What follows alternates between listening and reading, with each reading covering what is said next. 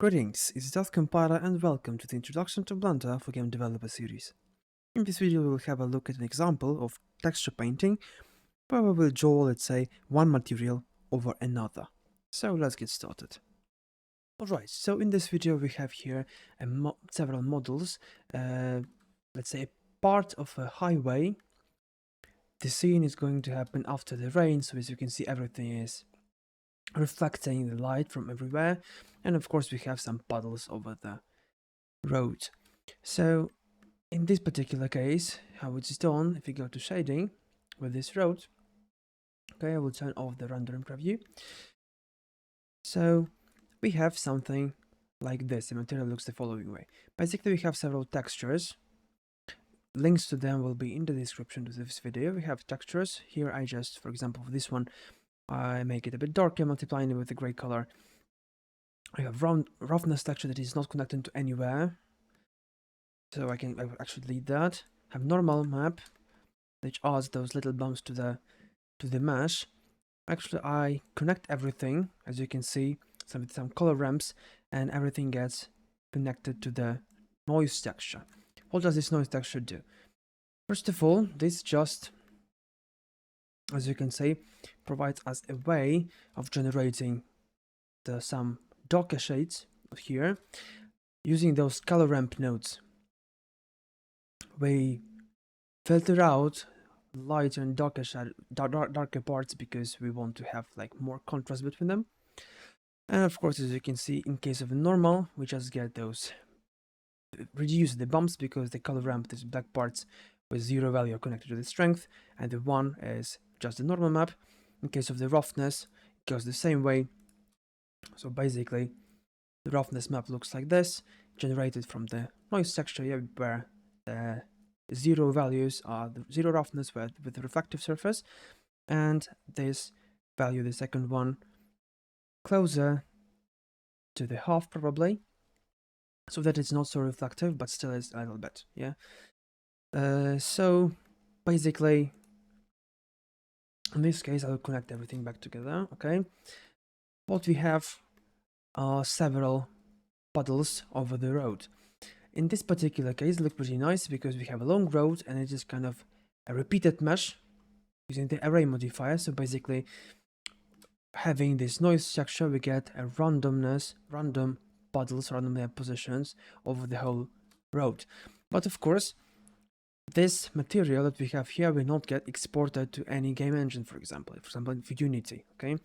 So in order to do that, we of course will have to bake the texture, but in this particular case, it's pretty nice looking as it is, but it may happen that we would like, for example, to have a road puddle at a specific place of the road, for example, on this side and not on this side, yeah? And we would like to change it somehow, and of course, configure it that way that there is no tiling visible, okay? So, in this particular case, as I said, we have this noise texture. We will have to substitute that with something else. We'll have to define our own texture that will act as this noise one, okay? So what can we do? If we want to do that, just unplug the noise texture. We won't be needing that anymore. So I can just add a new node, which is called image texture. It is the same one, for example, as we have for those texture maps, but in texture, one image is already connected, yeah, having these values. In our case, there is nothing connected, so if we'll plug in this image texture, the empty one, to the color ramp, we'll get the reflective surface, okay, completely reflective. Because the image is not present actually in this node, so we would like to add a new image. We of course can take an image from somewhere if we want and modify this image later, as I will show you. Or the other way, we can create a new image if we don't have one. Okay, so let's create a new image. I click plus, and now a new window appeared with the configuration for the images. Okay, what we have here first is a name, then its width and the height in pixels. Okay, we can set the name, for example, let's call it for now test. Okay, and the width and height values by default is like 1024. You can change that, for example, by if you want to really stick to the standards of image resolutions, you can just multiply it over here, for example, multiply by 2, and Blender should calculate the result for you. So in this case, I'm just using 4K resolution image because, in my opinion, is the best that my hardware can handle. Okay, so the color of the default image could be black, and the generated type, as you can see here, is blank. Okay, blank image is of the color specified here. But what happens if we change it? For example, as you can see here, we have blank image, UV grid, and color grid. These two other images create, like, generate a texture of the grid, for example, of the color grid. So before we go to the texture painting of this exact puddles, puddle position, this mask, we will try to see how other textures look like. So basically the color grid, if you click there, I can set it as it is, okay? And as we can see right now, of course, it looks kind of strange because we have one texture which is not really a mask over here. If we connect this texture, we will see something like this, okay? As we can see, this texture gets generated. Each square has a different color and they are labeled somehow. And using this texture, for example, we can check whether our UV layout is okay, whether it's good for texturing. Because in case it is not, in case we have the overlapping spaces, for example, we can see here,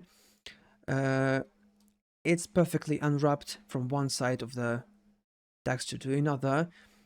If we have like texture, like these faces outside of the texture map, this will get looped, okay? If we get overlapping textures, it will also be a problem because we won't be able to draw something on a specific place. It will be copied somewhere else several times probably. So in this case, as you can see, everything looks nice. The texture is not overlapping anywhere, it's not getting out of bounds of this texture image. And as we can see, it is good with this generated texture to check whether the unwrapping was good, because if all these squares of these little tiles are hardly the same color, the same size, okay, if they are simply of the same size, probably like several millimeters, probably the difference can be. If they're the same size all on the whole model after the unwrap, you most probably did the unwrapping well, okay? You can see that every part of the object has a specific size, which is perfectly fine for this model. But of course, concerning the overlapping things, you will have to check them manually in UV editing, okay? So this image is actually not what we want, so we can remove that one and create a new one, okay? And actually these images are not saved by default, so if you will close the application, creating something like this UV grid, if it's not used anywhere, it will be deleted. And the image for the texture painting, if you want to save the results of painting, will also be deleted, okay? So let's call this one puddle mask, okay? Of the same resolution, I will just change the color grid to blank, okay?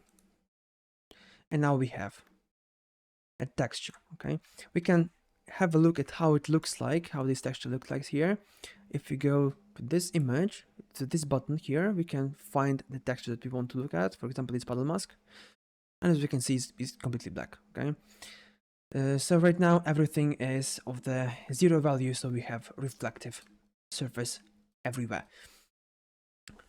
What we can do with that, having any image, even those texture that you downloaded, you can modify them, for example, adding some darker or lighter parts, or just introducing some new colors. In our case, we would like to to paint white and black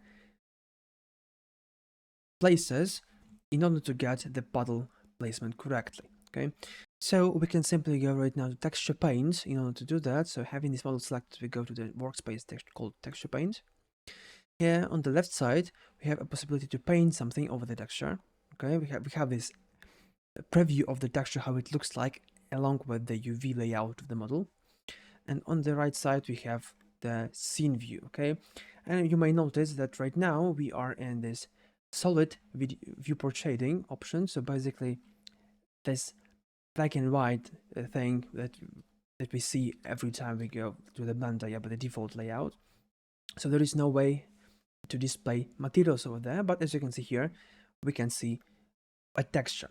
So here, if we go to the tool and workspace options, properties, we will see something like this. First of all, we have texture slots, and all the textures from our material will be displayed here. So we can click through them and see how do they look like until we find the one that we want. Okay, in our case, it is puddle mask because we would like to modify that. Okay, so as you can see here, down below, we have the brush settings. Okay, we have the radius, we have the strength of this brush, and we have a color picker. Okay, so basically, simply, we can pick any color, paint this color over the model.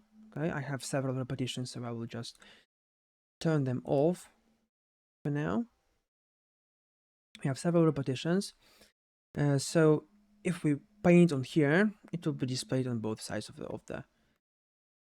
the application. Okay, in this image preview and in here. Okay, of course, in our case, we won't be needing the green color or any other of them except for black and white. But as you can see, just simply drawing, you can get pretty good results, or you can adjust the textures, for example, that you download to what you need. Okay, of course, you will still have to save them later, but I will show you in a bit. The next thing that is pretty important here is right now, as you can see, you can simply paint with this default circle. Okay, we can change this fall off over here. It should be like folded out. We can go to the fall off, and we can change the shape of our brush. So for example, here we have this circle.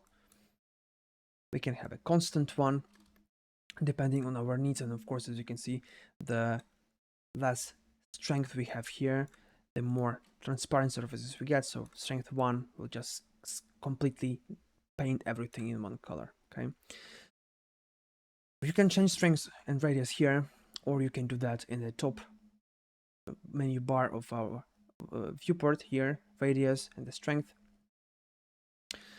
in order to get some more specific results and like a difference between one, for example, brush stroke and the other. Another thing that is worth looking at is this texture window. In here, as you can see, we can add a new texture, but what does it do? If we just click new or select the one from what we already have, we can click new texture. It will create a texture here for us to be used. Okay, as you can see, we have angular rotation of it, etc., etc.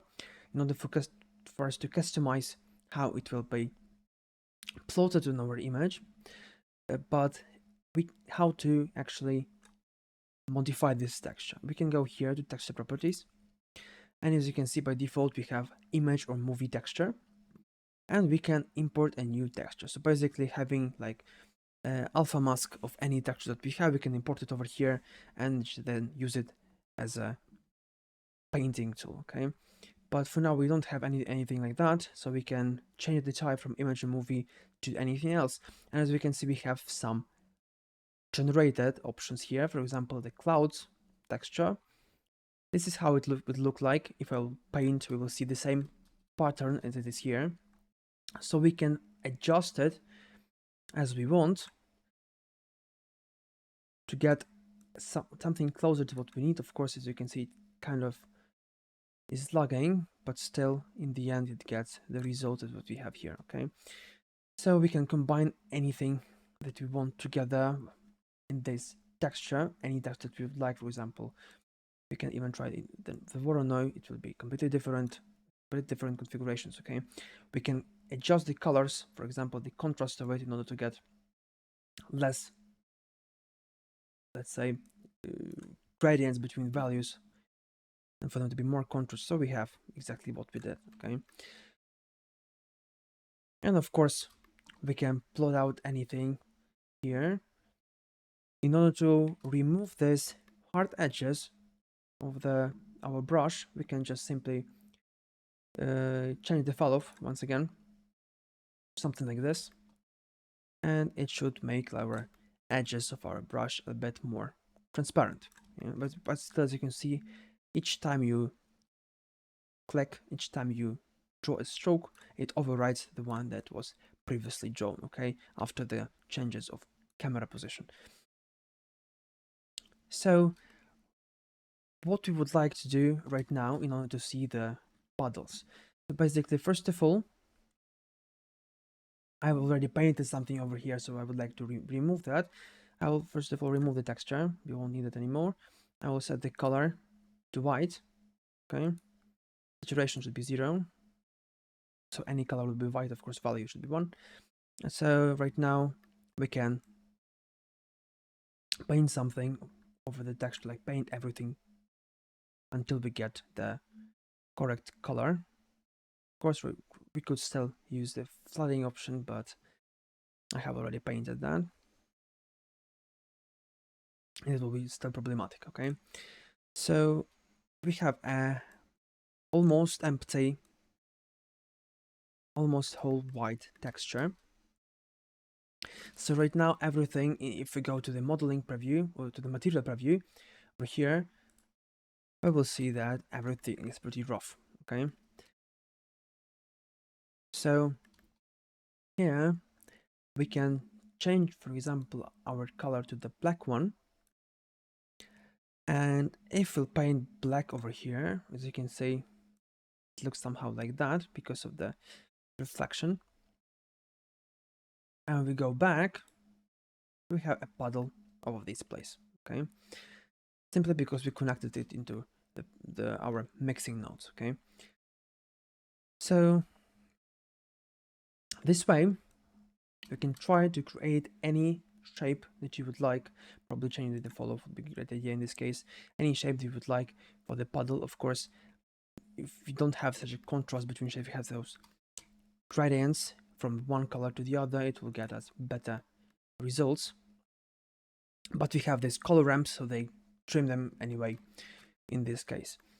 You can actually stay in this material preview, in this shading options. So basically you can just know what you paint, but you just have to remember that the colors in this case are to be used only white and only black, okay? So you can try doing something like this. You can try to use the texture, okay? So using these textures, as you can see, in this case doesn't really work out because we have the black one. Using the white one, I will see more randomness, I can say, okay? Of course, we will still have to configure it for it to be looking pretty well. The other thing that you have to note, which is really important, is the camera direction. So if we start drawing from somewhere from this angle, as you can see, it still looks pretty nice as circles, yeah, because we have the texture of a circle, but it is only because we are looking at it just from the top of our texture, okay? If I move the camera this way, we will get them extended, yeah, the size changes. So it is better to draw the textures from the top and in the 2D view, so we can click on this axis in order to get to completely to the top, and now we will get pretty well placed results, okay?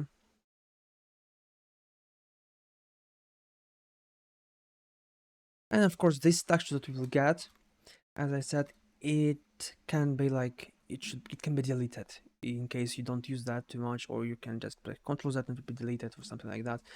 Of course, in order to save those changes to the texture, because the image is still black, okay, the image is still the one that was created at the beginning. So in order to save those changes, you will have to do that manually. Click here, image, save as, and you can choose anywhere that you would like. I can go here, for example, to this puddle mask. I can save it on my drive, and now I will have this image. And basically, if I will close the application or do something, I may not worry that it will disappear at some point, okay? So it is important to save that. And of course, here, as you can see, if you just like the white color, there is really no need to change from white to black and back again. If you do something, you can just paint with the white color. And in case you want to get to the black, you can just click Ctrl and then click the mouse button and it will allow you to draw in this, once again, white color, the black one, as you can see. So this thing is not really easy. In this case, if we have the plane, it looks kind of nice and kind of simple, but in case we have more complicated objects, you may still need some time to get comfortable to the tool, because it is not that straightforward how to use that and those camera angles, etc, etc. And of course, it's not as good at, for example, Substance Painter, that allows you to draw one texture over the other. But in this case, for the purpose of making masks, it is pretty good tool. And of course, we can not only plug in, for example, here to audit everything together like normals and those strength values, okay? We can just use mix nodes with several materials and then just blend those materials using this blend texture. Of course, we will just have to connect it here to the color. So for example, mix shader, and we have two materials with a factor. If we connect this texture, we will of course change between one shader and the other, and the same goes to the mixed colors, mixed flows, etc. So this is pretty much it concerning these texture painting exercises. As you can see, it is pretty good tool to specify the exact places where you want to have those different material blending thing, okay?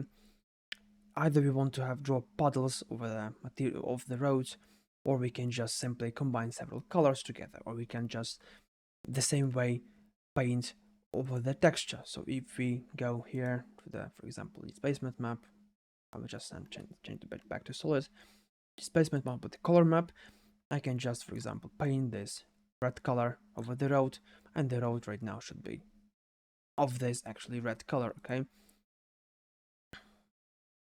So simply you can just adjust any texture to your liking. And of course, there was an example to show you that it can be used even in the more, let's say, advanced scenarios, like mixing two materials together using this not completely procedural material setup. Thus, if you found this video interesting, really helpful, give a like, post a comment, and of course subscribe. So thank you for watching, and see you in the next video.